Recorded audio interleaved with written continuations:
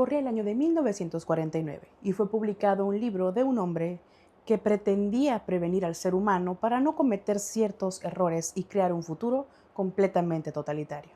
Hoy en día, esas advertencias tristemente se han convertido en predicciones, y todo apunta a que ese futuro que George Orwell vislumbraba es aún peor de lo que él jamás imaginó. Este es el primer video, Vitamina L, Visión, Literatura. Comenzamos.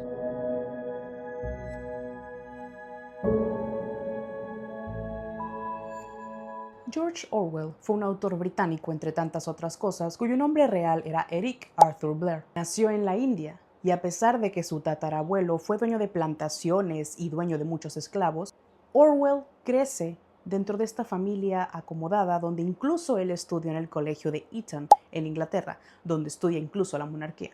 Sin embargo, a pesar de sus antecedentes históricos, su manera de ver el mundo difiere bastante de la de sus antepasados, desarrollando así una crítica absoluta al totalitarismo, de una forma haciéndolo como parodias o sátiras, siempre criticando a los sistemas de poder, de gobierno y todo aquello que atentaba contra la libertad humana. En este video quiero tocar específicamente esas predicciones, estos sucesos que tienen lugar en el libro de 1984 y que ahora los vivimos de una manera similar, casi idéntica o incluso un poquito más escabrosa de lo que el mismo autor se hubiera imaginado.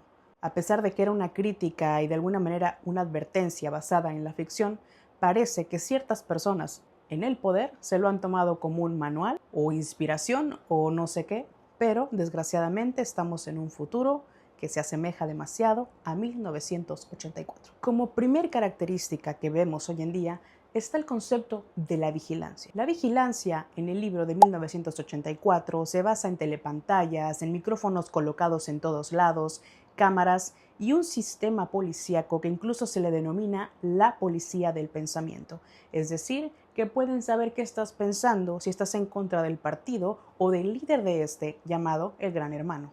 Sí, ¿te acuerdas, si tienes más o menos mi misma edad o quizás un poquito menos, de este programa de reality show donde el Big Brother, que es como se le denomina en su idioma original en el libro, que todo lo ve y es testigo de todas las cosas y que esa información luego juega en su contra o algo por el estilo?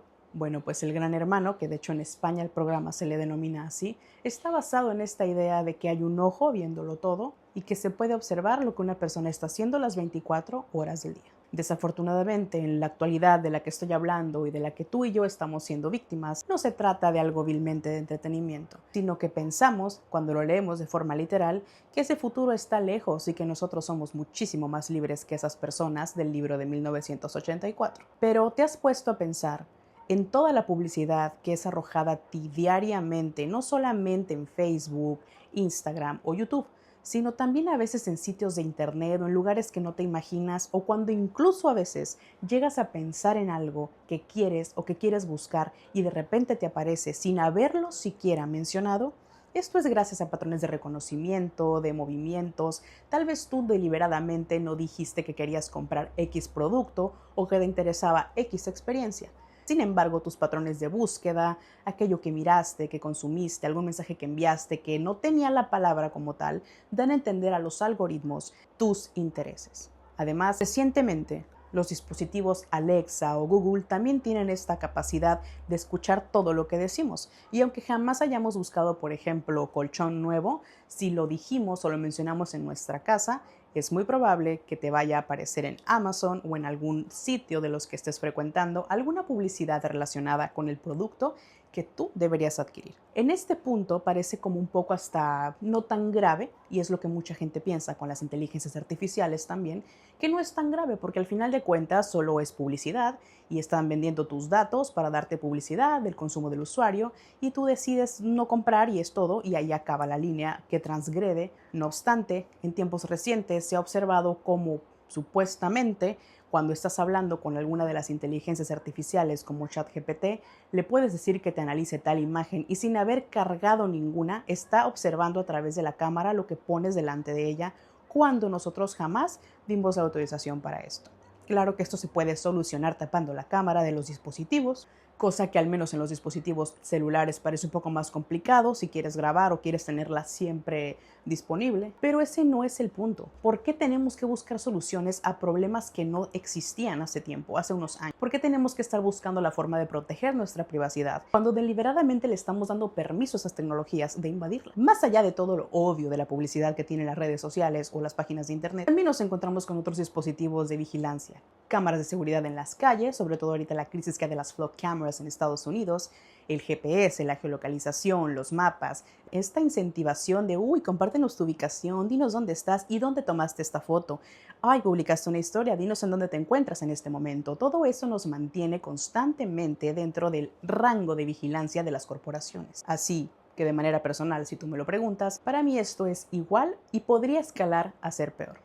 Porque si bien no tenemos establecida una policía del pensamiento, es verdad que si publicamos algo en nuestra libertad de expresión, como me ha pasado a mí en Instagram, que no corresponde con las cosas políticamente correctas, no puedes expresarlas. Eres censurado, tu contenido es bloqueado, tu alcance es limitado y hay otro tipo de sanciones que van increciendo dependiendo qué tantas veces vuelvas a hacerlo. Es decir, la primera vez te damos un susto, pero si sigues repitiendo el patrón de delincuencia o de hacer aquello que no nos gusta, pronto te quedarás sin cuenta y vamos a vetarte o a bloquearte la cuenta por completo. Esto puede parecer un poco no tan grave porque simplemente haces otra cuenta o dejas de tener redes sociales, ¿verdad? Sí, claro, como si en este mundo y en esta actualidad fuera tan sencillo deshacerse de una necesidad que nos ha sido creada de forma artificial, pero que sentimos completamente latente. He tenido el infortunio de que a veces incluso empresas requieren que tengas alguna especie de perfil de medios como LinkedIn o Facebook, o de alguna manera, aunque no te los pidan, tú estás al pendiente de que esa persona que está a cargo de ti o ese jefe no encuentren ciertas cosas que opinas, porque pueden ir en contra tal vez de la libertad de expresión, pero para ellos van en contra de lo que consideran correcto, como creencias religiosas o políticas. Y aunque tú no las lleves directamente al trabajo, la gente puede encontrar tu información y lo ideal sería no compartir absolutamente nada. Pero seamos honestos, uno, parece muy difícil e incluso casi imposible que el mundo de repente de un día para otro decida dejar de vivir en esta realidad que nos hemos sumergido para bien o para mal, más para mal creo yo. Sino que además los algoritmos te vuelven adicto, dependiente o al menos necesitar para comunicarte, para socializar, no porque sean intrínsecamente necesarios para ello, sino porque es la forma en que la sociedad, la actualidad, nuestra familia, nuestros amigos, nuestro trabajo, nuestros conocidos han decidido que es la forma en que debemos comunicarnos. Y el bloquear uno de estos medios de comunicación que nos han impuesto básicamente porque todos han migrado a ellos, no solo es atentar contra la libertad de expresión o prohibirte el uso de un producto, es volverte esclavo del sistema, ya que si no te atienes a las leyes, a las reglas y a toda esta censura que existe dentro de las redes, corres el riesgo de que no puedas utilizarla. Aparentemente, lo único que falta es la policía del pensamiento, como ya mencioné, pero no creo que estemos muy lejos de eso, donde realmente cada pensamiento que tenemos, así como mágicamente nos aparece un producto que jamás mencionamos o buscamos, en algún momento puede que sepan qué estamos pensando. Quizás no letra por letra o palabra por palabra en un futuro muy próximo, pero sí cuáles son nuestras ideas, cuáles son nuestras ideologías, porque básicamente le estamos dando esa información a los algoritmos y en algún momento se va a volcar en nuestra contra. El segundo punto que quiero tocar dentro del libro es que existe el Ministerio de la Verdad. El Ministerio de la Verdad, del cual forma parte el protagonista de nuestra historia, se dedica a recibir información que debe corregir para hacerla verídica. Así como lo escuchaste. Si no has leído 1984, debes saber que nuestro protagonista se dedica a recibir por un aparato llamado habla-escribe información. Por ejemplo, si el líder del partido, el Gran Hermano, dijo que iba a haber una baja de precios en el chocolate, pero resulta que meses después eso salió contrario. Veámoslo como en el mundo normal, donde el presidente te dice que la gasolina va a mantener su precio todo el año. Sin embargo, por cuestiones que no puede controlar y por la guerra, que es otro punto aquí que siempre está en guerra, se está en guerra constante dentro del entorno de este libro, pues resulta que la gasolina se dispara el precio. Entonces, tú jamás puedes comprobar que dijo una cosa y no la cumplió, porque el Ministerio de la Verdad se encarga de tomar esa información, volver a reescribirla diciendo que un año antes o meses antes el presidente dijo precisamente eso que está pasando, dijo que debido a tal cosa va a haber un aumento en la gasolina. Y ni modo. Entonces, no solamente se cambia la información, sino que tras haberlo hecho, este archivo, el de la verdad anterior, es destruido. Y el problema es que no solo se puede cambiar una vez, sino que se puede cambiar tantas veces como sea necesario para el partido para seguir manteniendo el control y la vigilancia sobre el ciudadano promedio. Y no hay manera de que el ciudadano pueda refutar esa información, porque no tiene acceso, que los archivos dicen otra cosa.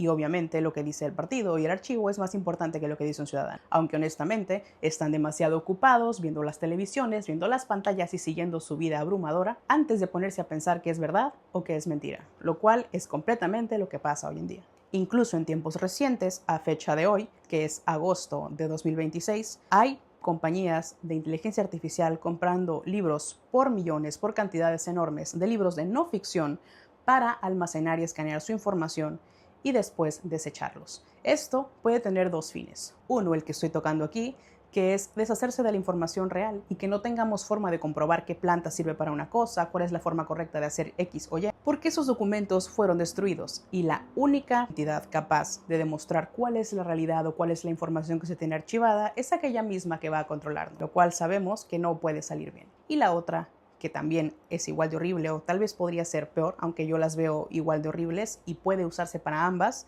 que creo que se hace para ambos motivos, es lucrar con ella. Es decir, si tú requieres cierta información sobre alguna disciplina de la ciencia, de la medicina, de cualquier cosa, de cualquier tópico, y como no hay acceso a un libro en ninguna parte del mundo o es muy escasa y no puedes tener acceso a ella, lo único que vas a poder hacer para obtener esa información y no quedarte en la ignorancia o no poder avanzar en tus estudios o lo que sea, va a ser pagar una suscripción, como lo venimos haciendo con todo últimamente, para poder tener acceso a esos archivos. Está en ti, está en nosotros defender el consumo de los medios físicos, es decir, los libros, los periódicos, las revistas, cualquier cosa, películas, cassettes, discos, cualquier información que sea música o lo que sea, porque el Ministerio de la Verdad en el libro se dedica a hacer precisamente eso, cambiar la información de los medios para que se acomoden a las metas y a los fines del partido y jamás en beneficio del ciudadano.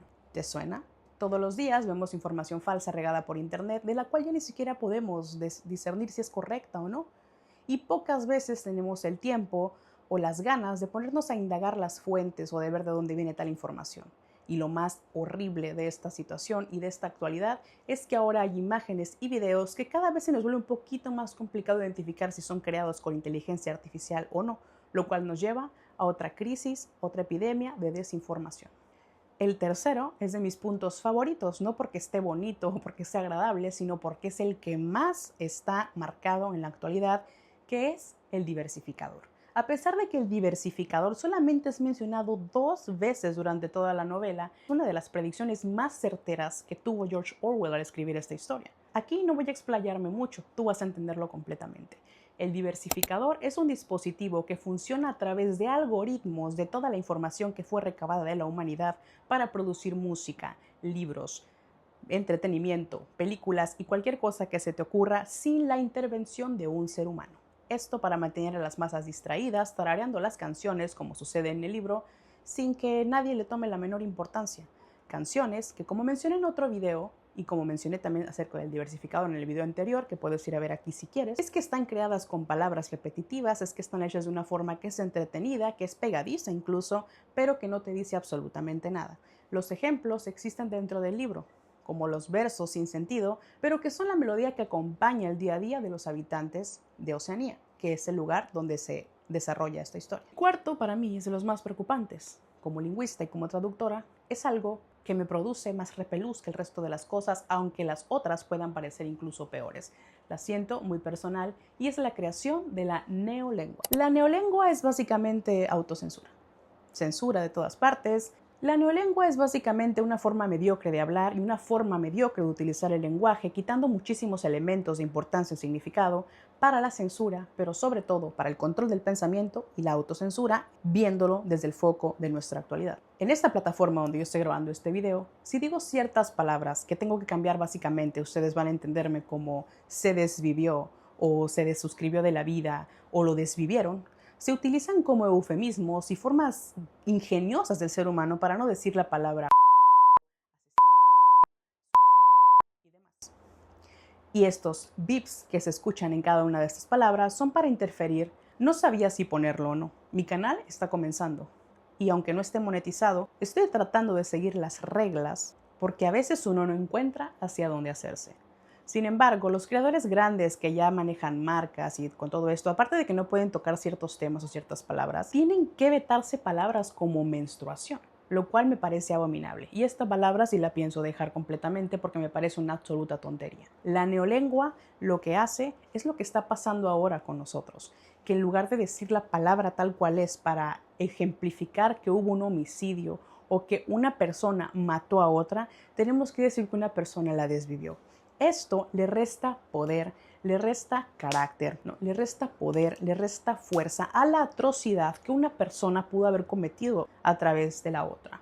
Esto usándolo en una de las palabras como más fuertes o más censuradas, pero hay muchísimos otros ejemplos y estoy segura de que lo sabes.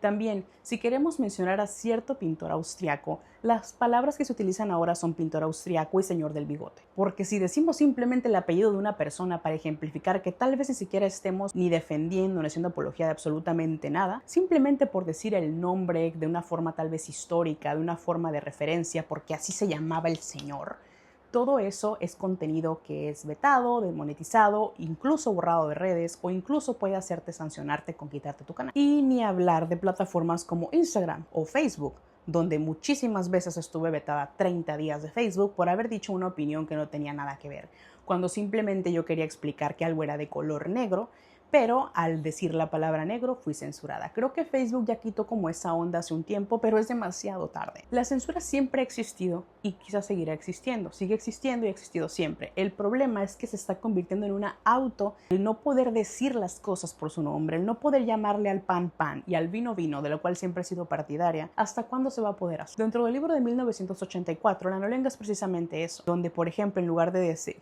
que una persona es malvada, dicen doble es malo. O en lugar de decir que están muertos, esas personas fueron asesinadas por el mismo régimen, se le dice personas no existentes. Imagínense que yo voy por la vida que me preguntan, oye, ¿qué le pasó a tal persona? Y en lugar de, no, pues ya falleció, yo diga, es una persona no existente. Eso rompe completamente la sintaxis del idioma y no estoy hablando desde un punto de vista lingüístico de, ay, la gramática y no sé qué. Estoy hablando desde un punto de vista humano donde le estamos restando la fuerza que tiene que una persona haya fallecido. No solo perdemos la libertad y la capacidad de hacer eso, sino que con el tiempo se nos va haciendo costumbre y le restamos peso a las palabras. Claro que el matar o asesinar a alguien tiene bastante peso y es un tema delicado. Y el cambiarlo por una palabra hasta absurda como desvivir le da como un toque quizás cómico o suave que está muy, muy errado. Valoro muchísimo el ingenio de la humanidad para seguir expresando las cosas que quiere, pero ¿hasta cuándo? Y lo más absurdo, el no poder decir menstruación cuando es algo que el cuerpo hace de forma natural. ¿Cómo debemos llamarle? ¿Proceso del periodo? Sí, pero ¿por qué hay muchos periodos? ¿Por qué tenemos que llamarle de otra forma o encontrar un eufemismo para expresarnos cuando las palabras ya existen? Cuando no tiene nada de malo porque lo que se le da, la maldad o la bondad, es para lo que lo vayas a usar, el contexto con lo que lo utilices y la finalidad, no porque digas las cosas de una forma o de otra cambian la verdad, aunque la meta sea esa. La meta dentro del libro, y lo que se logra bastante bien, es que en algún punto uno se desensibilice y pase de ver las cosas como realmente son. Llegas a un punto como sociedad donde no puedes nombrar las cosas. Una persona que no puede nombrar la censura, una persona que no puede nombrar las injusticias y si no puede describirlas y no sabe lo que son, jamás va a luchar contra ellas. ¿Por qué yo lucharía contra la discriminación, el racismo o la homofobia si esas palabras no existen, si no sé lo que son? Eso hace que no pueda rebelarme ni ir contra el sistema, que es a lo que estamos dirigiéndonos si no defendemos la lengua.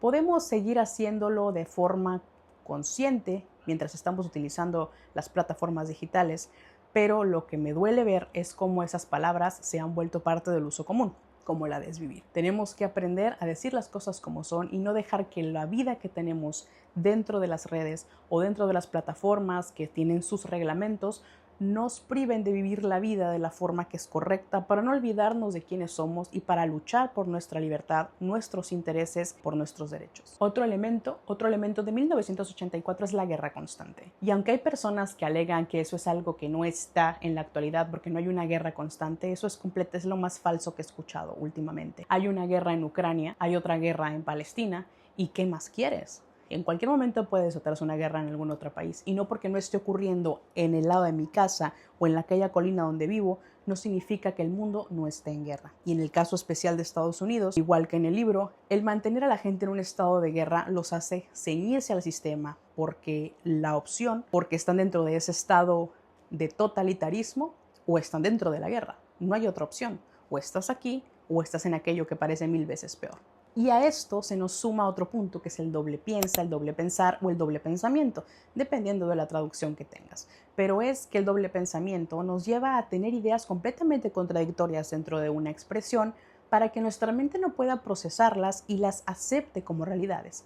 Es decir, la guerra es la paz, es una de estas frases, y la esclavitud es la libertad. Sería un ejemplo. ¿Por qué? Porque justifica el hecho de que estemos en guerra porque es la única forma de llegar a la paz, significando que el estar en guerra en este momento va a significar que en algún punto vamos a llegar a la paz. Es la única opción que tenemos. Obviamente, la finalidad aquí del libro y aparentemente del ser humano es siempre estar en conflicto, siempre estar en guerra por bienes, servicios, riquezas y jamás detenerla, pero siempre alegando y abogando, como en el caso de Estados Unidos, de estar llevando libertad y democracia a otras naciones. Y lo de que la esclavitud es la libertad es lo más notorio durante todo el libro y también en nuestra actualidad, ya que la esclavitud de estar dependientes de unas redes sociales y de la censura y de todo lo que se nos puede privar nos dan esa libertad de poder meternos al teléfono a ver videos, nos dan la libertad de poder ver lo que queramos, nos dan la libertad de poder escuchar la música que uno quiere, de ver las películas que deseas, de ir al cine, de trabajar, de tener opciones de champú en el supermercado y tantas cosas vacías y frívolas que realmente no son libertad, pero se nos venden como tal. Y en el contexto, en la mirada mucho más literal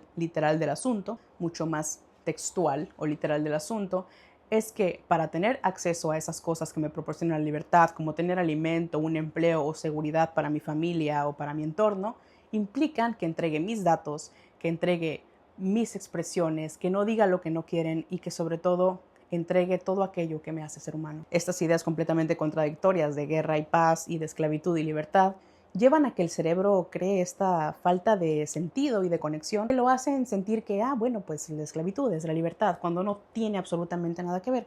Pero recordemos que hace tiempo que el sentido del lenguaje y las palabras se perdió, cosa a la que ya repito, nos estamos acercando a una velocidad peligrosamente rápida. Y la última, pero no menos importante, es la frivolidad de las relaciones humanas. Hace muchos años, décadas incluso, que se empezó a poner de moda lo de las citas por internet y ahora las aplicaciones que abundan, ya no sé cuántas aplicaciones debe haber. Y aunque esto podría venderse o parecer una forma muy práctica y muy bonita y como muy algorítmica de encontrar una persona con la que hagas clic o seas compatible, es un arma completamente de doble filo. Ya nadie conoce a nadie en la escuela, en el trabajo, en una salida, en un café, porque desgraciadamente, especialmente las generaciones más jóvenes, tienen una incapacidad, no digo que todos, pero mucha gente, mucho de este grupo demográfico, especialmente en países de primer mundo o muy desarrollados, no tienen como esta capacidad social de acercársele a alguien e invitarle un café, de decirle qué bonitos tus zapatos o cosas por el estilo, que son las iniciaciones que son como los métodos más simples y más de cajón para aproximarte a alguien, para conocerlo. Así te dicen que no pasa absolutamente nada.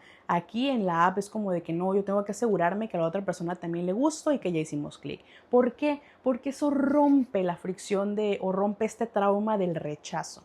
Es como de que yo marco que me gusta como si fuera simplemente una cosa ahí de un producto. O sea, los estamos tratando como productos. Me gusta esto, o sea, ni siquiera conoces a la persona, nada más es que puede ser mentira lo que te dijo, incluso la foto puede ser mentira. Tú dices que te gusta y vas a esperar a ver si a esa otra persona también le gustas y ahí se rompe completamente la cadena natural de aprender del rechazo, de aprender de que la gente no tiene por qué sentirse atraída hacia uno, aunque uno se sienta atraída hacia ellos. Y eso, creo yo, que rompe la humanidad y rompe el ritual humano sano del cortejo, donde no pasa nada si me dice que no, donde no pasa nada si no le gusto, puedes seguir adelante. Pero es como que de entrada es como un catálogo, como si fuera un producto, esto sí, mira también, ok, entonces ya nos ponemos de acuerdo. Y ya vas como un poco más relajado tal vez porque sabes que hubo algo, que hubo un clic, ya platicaste 2, 3 días con esta persona sin verla a los ojos, sin ver su lenguaje corporal, sin saber si le apesta la boca, sin saber si no trae lagañas, o sea, no sabes nada de esa persona y se puede escuchar a lo mejor muy absurdo eso, pero es verdad, es importante tener a la gente de frente. Imagínate que tú, no, pues sí me gusta, me cae bien y no sé qué, y ya lo conoces y es otra cosa, no se mira igual, o aunque se mire igual resulta que le viste algo que no te gustó, que es completamente válido. No estamos en este mundo para que nos guste todo el mundo de esa forma como una pareja romántica. Todo el mundo está en derecho de que no le guste a alguien. Eso no significa que seas ofensivo o que estés siendo discriminatorio. Simplemente es algo que tiene que surgir de la supuesta química, que no puede existir una química si no estás cerca de la persona. E incluso aunque todo esto saliera bien y esta relación prosperara, debe ser una en miles o en 1.000.000, no lo sé, pero muy pocas prosperan. Y a pesar de eso, sigue existiendo el hecho de que la forma en que se conocieron es esa. Que podría parecer que no tiene nada de malo, pero tiene mucho de malo. Porque el día que esta persona enamoradísima, que se quedó a gusto, vaya a su nuevo trabajo y vea a una persona con la que realmente conecta y le gusta, créanme que va a haber muchos problemas. Y no, eso no quiere decir que estoy diciendo que la gente que usa esto va a ser infiel o algo por el estilo, pero desgraciadamente creo que estadísticamente debe ser más infiel la gente que usa las apps de citas que la gente que lo hace de la forma tradicional, porque sabe que tiene un catálogo abierto y las opciones le dan la sensación de que no pasa nada y mañana puede comer otra cosa. Esto último se escuchó muy feo, pero es que así lo ven y yo lo dije bonito. Se está viendo al ser humano, especialmente a la pareja sentimental, como un producto nada más. Tal vez no de forma consciente, pero es lo que se está realizando. Y pues no sé, si tú no opinas lo mismo o si tú encontraste el amor de tu vida en una app de citas, déjamelo en los comentarios. Aunado a todo esto, estamos ante la desvirtuación del matrimonio. No soy una persona religiosa, ni estoy diciendo que todo el mundo deba casarse, ni que casarse es la única meta en la vida. Absolutamente no. Yo misma pensé que jamás iba a casarme. Se trata de que cuando funciona y cuando se hace de la forma correcta, el matrimonio es un apoyo, es un hogar, es construir un hogar. Formo parte de la demografía que decidió no tener hijos por muchas cosas como esta que estoy contando ahora, pero ese tipo de cosas de no tener hijos, no tener una familia y ser una persona completamente independiente, que no necesita a nadie, que puede hacer todo sola, está muy bien, siempre y cuando eso no significa que forzosamente tengas que hacerlo porque el entorno no te apoya. Y esto es simplemente por el hecho de que solos somos menos fuertes y de que esa comunidad, ese apoyo y esa unión jamás va a ser la misma de amigos o de familias o de parientes que la que te da una persona que elige unir tu vida con la suya, o la fuerza, el ímpetu que yo veo que tienen los padres por los hijos, donde son capaces de vencer cualquier adversidad con tal de procurar el bienestar de los hijos. El individualismo nos hace más débiles, porque no tenemos nada por qué luchar. A veces luchar por nosotros mismos no es suficiente incentivo, cuando las cosas están tan oscuras como están ahora y como parece que se tornarán. Si no estás de acuerdo con esto, con alguna de las otras cosas que mencioné, puedes dejármelo en los comentarios para debatirlo. Y si te interesa este tipo de contenido de literatura, lugares, es decir, viajes, o de lengua y de otras cositas por ahí que voy platicando, contando como opiniones o mi paso día a día por la vida y mi sueño de ser escritora, no olvides suscribirte para que tengas acceso a más de este contenido. Acuérdate que es gratis la suscripción. Nos vemos en el próximo video. Gracias por llegar hasta aquí. Bye bye.